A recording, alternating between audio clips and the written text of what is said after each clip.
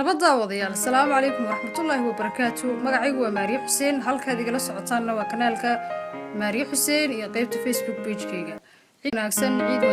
kullu caam wa antum bikhayr meel walba aad joogtid waxaan ku leeyahay ciid mubaarak alla caafimaad iyo bashbash iyo barwaaqo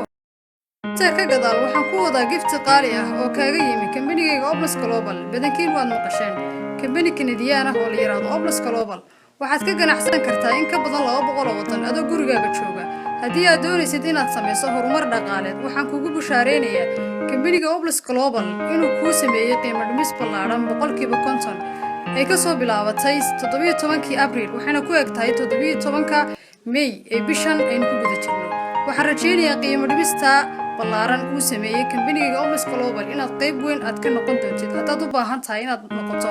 ganacsade xor ah insha Allah ta'ala waxaan rajeynayaa inuu ka dhamaan qiimo dhimistani qaybaha lagaga soo biirayo oo lagugu sameeyay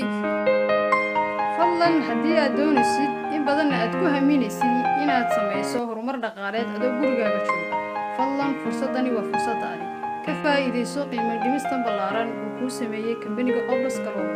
haddii aad doonaysid information intaa dheer fadlan rukumo channelkayga subscribe saar wixii faahfaahinna igu reeb qaybta commentiga assalaamu calaykum warahmatullaahi wabarakaatuh